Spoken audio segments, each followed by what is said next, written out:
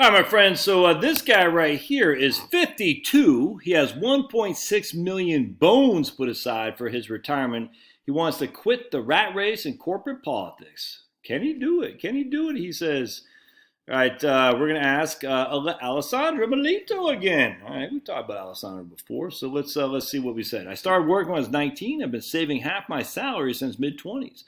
Now I'm 52, tired of the rat race and corporate politics. With the virus, it feels even worse.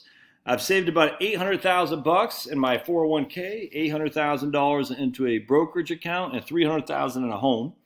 I have 6 months worth of emergency funds. I don't have any debt, and I own my vehicles. I can easily live on a $60,000 budget, which includes taxes, but is often less than that.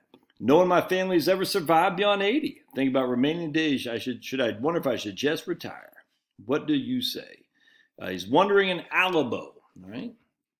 Ooh. I'm 63, a widow, and lost my job because of COVID. I don't have much savings and feel lost. All right, so let's two completely different people.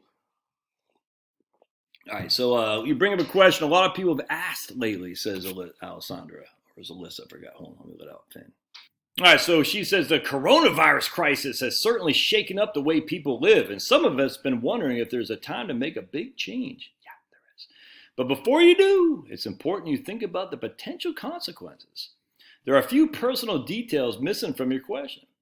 It was hard for financial advisors and me to tailor this answer specifically to you. All right, so what's her name? Alessandra, which is good. I like this. I'm a fan, big fan first time. But she takes the questions that these people email her, and she goes to financial advisors and asks us what they think. And of course, the financial advisor's like, you should be diversified. 6 months of cash, blah, blah, blah. I just kind of goofing, but kind of not. Very boilerplate stuff. I'd say, hells yeah, get the hell out there, man. Freaking enjoy while you can.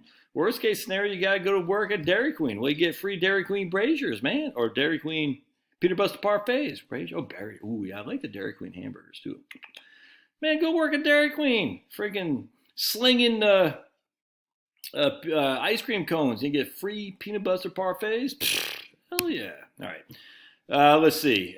We'd have to know if you're married, have any dependents, what your salary is, what country you live. There are a few, where about in the country you live. There are a number of cities named Alamo.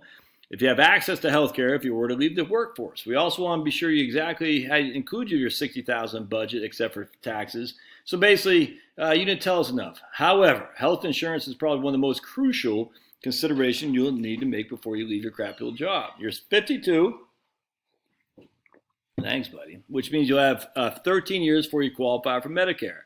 Private health insurance can be quite expensive. We'll say it's $2,000 a month. Right? And if you don't have a spouse whose insurance can cover you, the premiums alone could take a large chunk out of your annual budget. Right? So let's just say we're going to add $2,000 a month to his annual budget. That's $84,000 a year. Divide that by 1.6 million.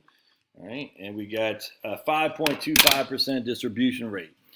So 13 years, 15 years, he takes Social Security. He's probably making pretty good bank. We'll just say he makes $2,500 a month.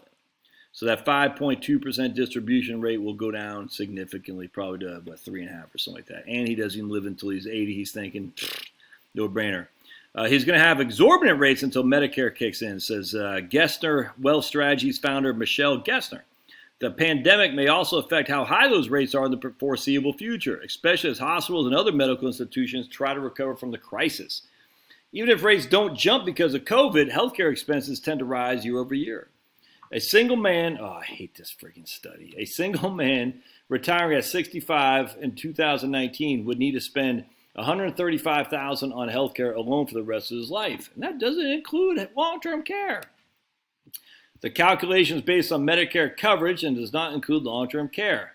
I just said that. Between 2002 and 2018, the estimate for healthcare costs jumped 75% according to Fidelity's analysis. So let's say. So we got 75%. So we're going to say it was at 100,000, and so it was what 100,000 before. Now it's at 175,000, and we got 16 years, 16N, zero payment, compute. Oops, 100,000. Hold on just a second. There we go. 100,000 is our present value. 175 is our future value. Zero payment. We got 16 years? Yeah, 16. And 3.55% annual increase in health care. Yeah, not that bad. If you would end up needing private coverage because you left the workforce, do your research that you get the most for your money. Look at the health insurance marketplace, or maybe with something like MediShare, my friends, or Liberty, one of those Christian shared services. Jewish people have one, I'm sure. I think Muslims do as well. There's lots of options, man. I know you said people in your family tend to live not past 80, but you still may want to consider long-term care insurance. It's not unheard of for nursing homes to cost between $90,000 a year, says Gessner. He's thinking, well, I'll die by 80, but that's not a given, said Gagliardi. Your estimated budget of $60,000 most likely, but not enough to cover your everyday expenses and medical expenses. Well, I mean, look, I got no qualm looking up long-term care, but I mean, you're just throwing stuff out there in this case. Okay. Hey, I mean, get it while you're young. It's cheap, but I'm not getting it. I mean, I have it right now, but once I'm without the crumb crunchers and without a mortgage, I'm dropping it like a freaking hot potato. Aside from your trading and 401k investors, you have an emergency fund. All right. That'll help you both financially and emotionally in the future. Also, having $1.6 million nest egg outside emergency fund is a wonderful feat. But this is not so great news. You may be surprised how quickly that could be spent. We don't know how his portfolio is allocated by either, by the way. He has enough money to live as long as he lives a frugal life and nothing goes wrong and he dies in his 80s. That's simply not true. There's a lot of assumptions to count on. Medicine has improved and he'll probably outlive his ancestors. All right, well, he has enough money as long as he lives a frugal life and nothing goes wrong and dies in his 80s. Okay, based on what there, Jen? When you start withdrawing money from your portfolio also matters. With a sequence of return risk, an investor who starts taking money from a portfolio during a downward cycle could diminish the portfolio returns. That's why we want to make sure his brokerage account is looking. In this case, he's going to have to draw down his brokerage account first because he's under the age of 59 and a half. So you want your brokerage account, something like the Wellesley Income Fund, and you want your IRA, your 401k, and something more growth oriented. 10-year projections, let's see. The other problem is we've had an amazing run up in stocks last 10 years. If you look at the 10-year projections, we are not going to see the same. No one knows that, man. The 10-year projections from Vanguard 2010 were pretty ugly, too. The market is volatile, which, of course, does not mean people can't retire in these up and downs. On top of that, you want to strategize which accounts you withdraw from first. Yep. Let's see. Now start with poor. Beyond the numbers, think about what you want to do with your time. I want to smoke dope and eat Cheetos, man, and watch SpongeBob, man. My recommendation would be spend some time self-reflecting on hobbies and things he feels passionately about. You know what I want to do? I want to get a freaking apple orchard. That's what I want to do. I want an apple orchard. I've already figured it out. Don't tell my better half yet. I just got some seeds from True Leaf Market. And when she came out, she goes, what are you doing? I said, I got some seeds. She goes, oh, boy, you got seeds everywhere. I said, I know, because I love them. I love microgreens. I want an apple orchard. I'm telling you, I feel it in my bones. That's what I'm going to work on when I retire. It might be a perfect time to pivot. He has done a great job saving. Let that money grow another 10 years before he taps into it. All right. All good.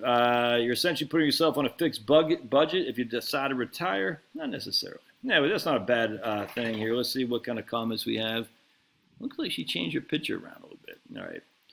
My dad was convinced he would never live past the 60s, and he lived to 80. He did develop all the chronic diseases his family died of, but because of modern medical advances, he's able to live longer. So we can't underestimate how much more advanced healthcare will be.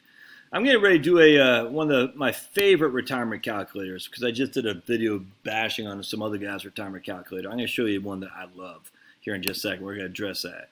My parents have both reached 90. None of my grandparents made it out of 60s. You just don't know. I was 57 when I asked that question, but it's an easy answer. I moved to Spain. I have no deductible. I tell you, man, there's something to be said about this right here. I have no deductible private health care policy for $100 a month. Now that I've been here for over 5 years, I'm also covered by national insurance. I've been but you also have no freedom. But I get it, man. I got no qualm with that at all. I think there's a lot to be said that America is in the state of of over enforcement. Who's I listened to? Jack Spurko. He had a friend of his that he knew well and made a lot of money. And he opened up in Malaysia, I think, some kind of like one of those beach facilities where you just drink and, there's he's got some pretty girls walking around, serving and stuff like that.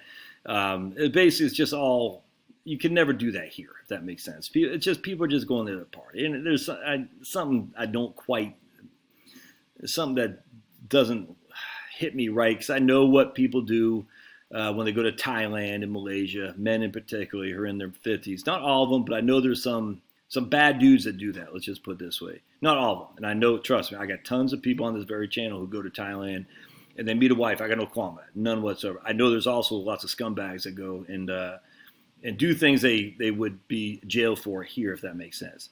The point being is, at the end of the day, there are some in these places that they're not as heavy on the regulations. And with a little bit of wink, wink, and bribes and stuff, you can get a lot more done than you can stateside, because people are just like, whatever, man, just leave me be. There's some libertarian concept here in some of these other countries that is very interesting to me. Anyway, so good stuff, man. I'm going to close my door because it's raining, so stay tuned for my next video. I'm going to show you my favorite retirement calculator. All right, thanks.